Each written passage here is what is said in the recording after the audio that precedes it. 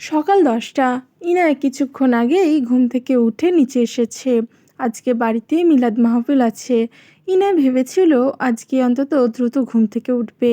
অতিরিক্ত সতর্কতা অবলম্বনে মোবাইলে অ্যালার্ম পর্যন্ত দিয়েছিল, কিন্তু কাজ হয়নি। দ্রুত উঠতে উঠতে প্রায় 9:30 বাজিয়েছে। ইনায়া দ্রুত উঠে ফ্রেশ হয়ে নিচে নেমে আসে। বাইরে রান্নার তোড়জোড় শুরু হয়ে গিয়েছে। বাড়ির ঠিক সামনে লিচু গাছের নিচে রান্না হচ্ছে।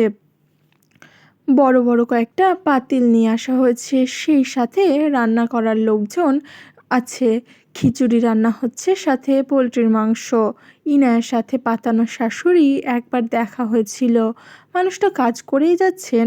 লতিফা বেগম ইনায়ের দিকে তাকালেও কথা বলেননি। কাজের ফাঁকে রান্নাঘর থেকে দ্রুততার সাথে ইনায়ের জন্য খাবার এনে দিয়েছে টেবিলে। ইনায়া বোধহয় খাবার খেয়ে নিতে, আর ইনায়া কথা বাড়ায় না। খাবার খেয়ে নিন চুপচাপ। তারপরে খাবার খাওয়া শেষ করে সাজ্জার সাথে বাইরে যায়। বাইরে শোরগোল পড়েছে। বাড়ির মানুষ আর বাইরের মানুষ মিলিয়ে বেশ অনেকে আছে। সালমা বেগম দেখে ইনায়াকে বলল, ওই আনাসের বউ অন্দর থেকে পেঁয়াজ লইয়া আসো। কিছু পেঁয়াজ কাটন লাগবো, সেগুলো আইনা কাইটটা দাও। বাড়ির বউ হইয়া এমনে হওয়া লাগা ঘুইরা কেন? আর কেমন কথা এইটা? যাও যাও কাম করো। ইনায়া বিরক্ত হয়, ইচ্ছা করে সালমা বেগমের নাক ফাটিয়ে ফেলতে। ইনায়া সম্মতি জানিয়ে ভেতরে যাবে, এমন সময় লতিফা বেগমের হাতে পেঁয়াজের ডালা দেখে নিচে রেখে বলে, আমাগো যা কাম কালকে রাতে হইয়া গেছে। এখন যা করণের সব রান্নার লোকজন করব। আর হেইটা ছাড়াও তুই কইলি বাড়ির বউ কাম করব। ইনায়া এই বাড়ির বউ না, ও এইখানকার অতিথি। কাম করলে তুই আমি করমু, আমরা এই বাড়ির মাইয়া। এরপর থেকে যেন না শুনি তুই আমার বাড়ির বউরে কাম করতে কইছিস। তেলে ভাজার মতন জ্বলে ওঠে সালমা বেগম। কি শুরু করেছে তার আপা? এতদিন তো এই মাইয়ারে সহ্যই করতে পারতো না। সালমা বেগম রেগে গেলেও সেটা বুঝতে দিল না, ন্যাকা কান্না করে বলল, আপা তুমি পরের মাইয়ার লাইগা আমারে এমনে কথা শুনাইতে পারলা? আনাসের কাম পারে না, তাই আমি ওরে কাম শিখাইতেছিলাম। বাড়ির বউ কাম না পারলে কি আমাগো মান সম্মান থাকবো কও? লতিফা বেগম পেঁয়াজগুলা ডালা থেকে তুইলে একটা গামলার ভিতরে রাখতে রাখতে বলল, বাড়ির বউ আমাগো, তাই আমরা বুঝবো সালমা। আর আমাগো বাড়ির ভালো তোর বুঝতে হইব না। মান সম্মান গেলে আমার যাইব, তোর ভাই বা কাম নাই। লতিফা বেগম এখান থেকে কাজ শেষ। অন্দরে আলাদা করে মাংস রাখা হচ্ছে, সেগুলোর দায়িত্বে আছেন তিনি, তাই সেখানে আবারও যেতে হবে। লতিফা বেগম যেতে যেতে ইনায়ের দিকে তাকিয়ে বললে, কারোর লগে কোনো ঝামেলা করবা না। কেউ কাম করতে কইলে শুধুমাত্র ইচ্ছে হলে করবা, নাইলে আমারে গিয়া কইবা, বাকিটা আমি দেখমু।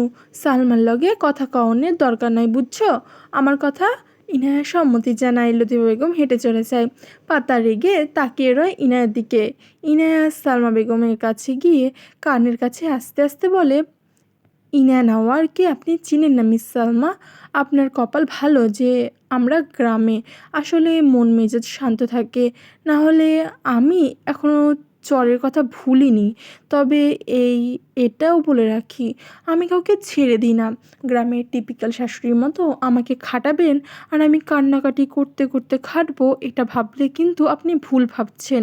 যেমন আছেন থাকুন, আমাকে চেতিয়ে দিয়েন না। জামাইয়ের খালা ভদ্র শাশুড়ির মতো থাকবেন, পারলে আমার থেকে দূরে থাকবেন মিস কুটনি খালা।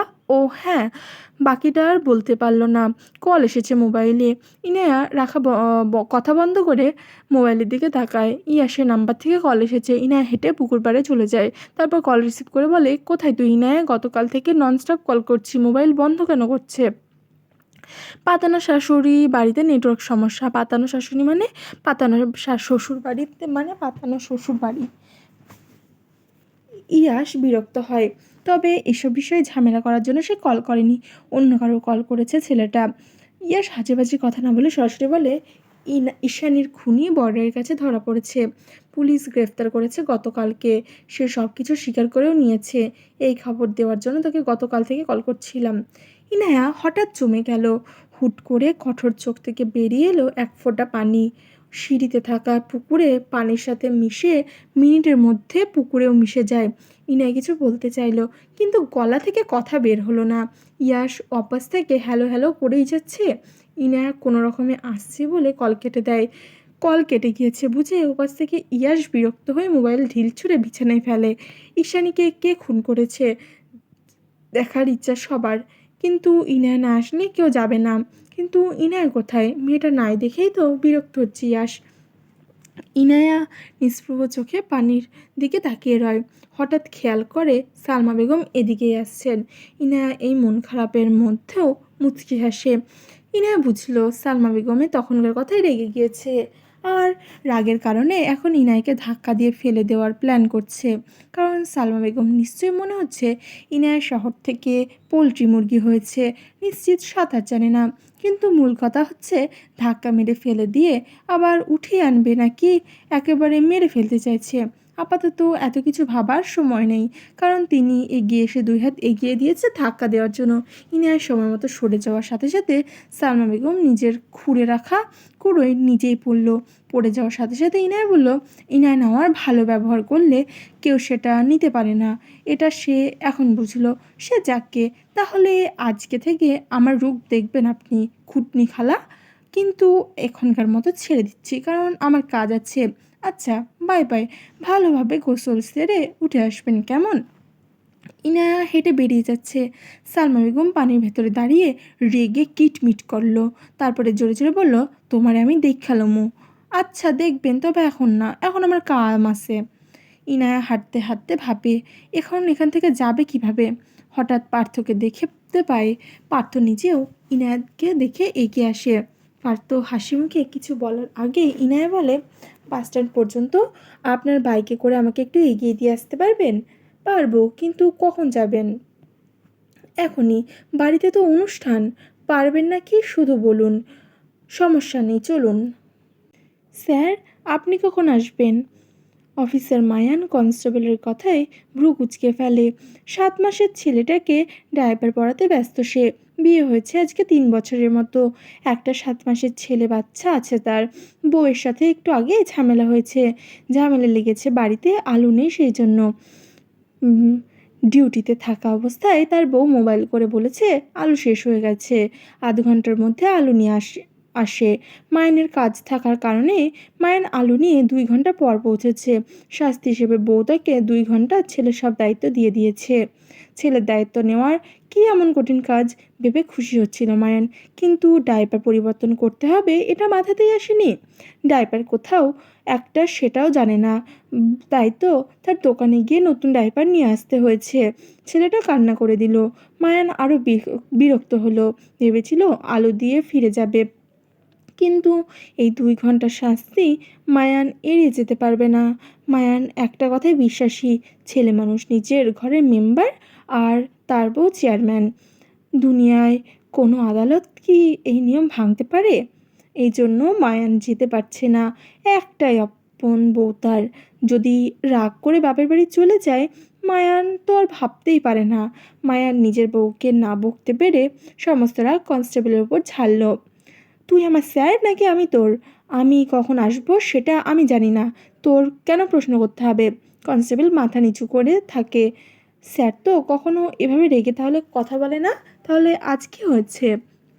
কিন্তু এখন তো কথা বলতেই হবে। আদরে কাঠের তৈরি বেঞ্চের উপর কপালে 2 হাত রেখে মাথা নিচু করে বসে আছে অল্প বয়সে একটা মেয়ে।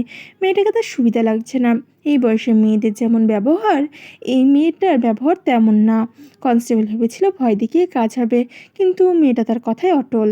এমন হলে তো মেয়েটার বিপদ হবে। এই জন্য নিরুপায় হয়ে মায়ানকে কল করছে কনস্টেবল। আমতা আমতা করে বলে, স্যার একটু আগে একটা মেয়ে এসেছে। গতকালকে সিআইডি অফিসারের মেয়ে খুনি ধরা পড়েছে। তার সাথে মেয়েটা কথা বলতে চাইছে। আমি বলেছি বাইরে থেকে কথা বলতে, কিন্তু সে বলবে না, ভেতরে গিয়ে কথা বলবে। এমন হলে মেয়েটা তো বিপদে পড়বে। মেয়েটা আমার কথা শুনছে না স্যার, বাধ্য হয়ে আপনাকে কল করেছি। মায়ান ছেলেটাকে শান্ত করার জন্য এদিক ওদিক পায়চারি করছে। বউ তার টেবিলে আপেল খাচ্ছে। মায়ান এবার বলল, মেয়েটা চলে গিয়েছে? না স্যার, এখনও বসে আছে। বলো সে অফিসার আসছে, বাইরে থেকে কথা বলে চলে যেতে বলেছে। এতক্ষণ বলেছি শোনেনি স্যার? এমন খুনির সেলের ভিতরে মেয়েটা গেলে ক্ষতি হতে পারে স্যার। মায়ানের হঠাৎ টনক নড়ে, সেখানেই দাঁড়িয়ে পড়ে। ছেলেটা এবার চিৎকার করে কাঁদে। মায়ান সেদিকে খেয়াল না করে কনস্টেবলকে জিজ্ঞেস করে, কার সেলে যেতে চাইছে? রেদন স্যারের মেয়ের খুনি জিসানের ছেলে। মেয়েটার নাম জিজ্ঞেস করো তো। কনস্টেবল মেয়েটার দিকে তাকিয়ে জোরে ধমক দিয়ে জিজ্ঞেস করে, এই মেয়ে, স্যার জিজ্ঞেস করছে তোমার নাম কি? ইনিয়া মাথা নিচু করে রেখেই বলে, ইনায় নাওয়ার। মায়ান শোনে সেই কথা। কনস্টেবল নিজেও পুনরায় বলে, স্যার বলছে ইনায় নাওয়ার। মায়ান বাচ্চাটাকে খাটের ওপর শুয়ে দেয়, তারপর দ্রুত পুলিশের পোশাক নিয়ে ঘরের ভিতর চলে যায়। কোনো রকমে কনস্টেবলকে বলে, এই তুমি কোনোভাবে ওই মেয়েকে ভেতরে যেতে দিবে না মানে দিবে না। আর সেলের ভিতরে গেলে ওই মেয়ের বিপদ হবে ওই জিসানের। শোনো, তুমি রেদওয়ান স্যারকে বলো পুলিশ স্টেশনে আসতে। যদি না আসতে চায় তাহলে বলবে ইনায় নাওয়ার এসেছে। কল কেটে গিয়েছে। মায়ান নিজের পোশাক পরিধান করে দ্রুত বের হয়। যাওয়ার পিছন স্ত্রীকে বলল, 46 মিনিট হয়েছে শাস্তির, বাকি শাস্তি রাতে পালন করব।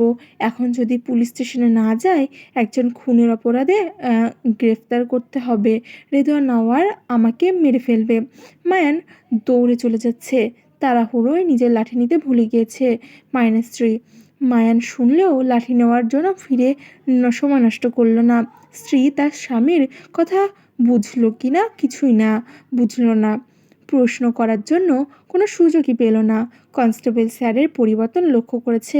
মেয়েটার নাম শুনেই স্যার পরিবর্তন শুরু করে দিয়েছে। কনস্টেবল এসেছে এই তো কিছুদিন আগে।